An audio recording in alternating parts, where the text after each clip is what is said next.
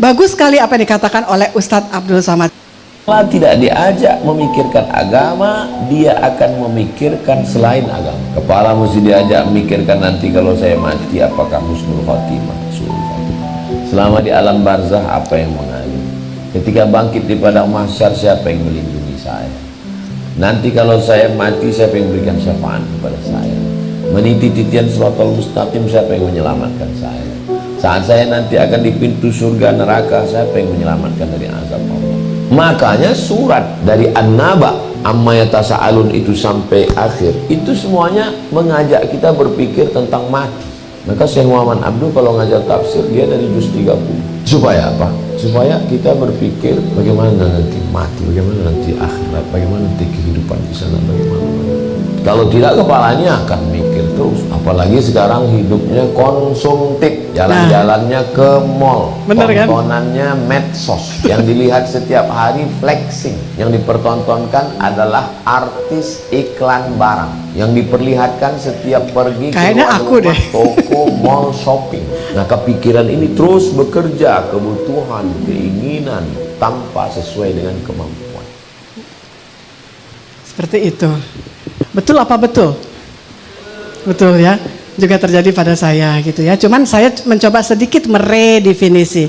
Apa redefinisi yang saya lakukan? Bahwa benar saya melakukan flexing. Flexing tahu nggak? Do you understand what flexing means? Flexing, F-L-E-X-I-N-G. Not financing, but someone who show off too much for something. Like when I'm wearing this dress, so I'm showing to you, look at my dress, isn't it beautiful? Such as like that. That's flexing. But that's okay if in certain amount of events or occasion. But if too much, it will ruin you.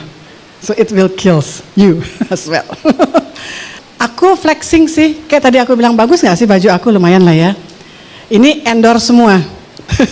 Jadi rok saya dari namanya Nadira Muslim Shop.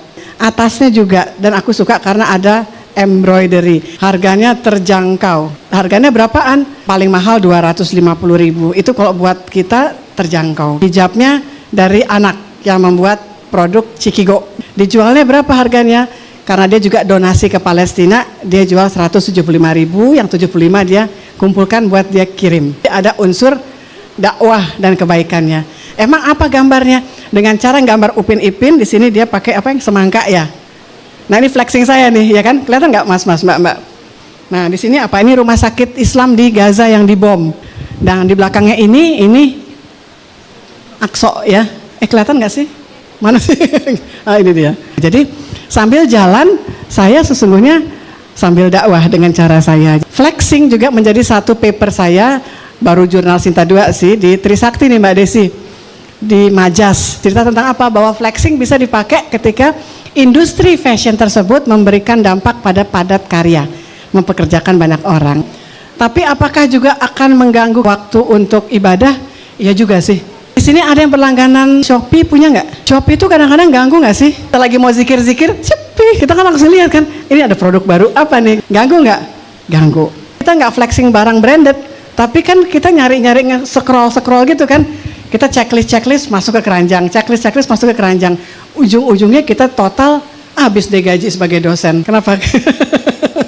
Iya nggak sih? Karena buat ngebayarin produk yang kita checklist dan kita masukin ke keranjang. Kalau kita nggak mampu menguasai Shopee atau medsos, maka kita yang akan dikuasai. Pilihan itu ada di tangan kita. Kita gunakan sebagai fungsinya atau kita digunakan mereka sebagai sarana untuk jadi pasar.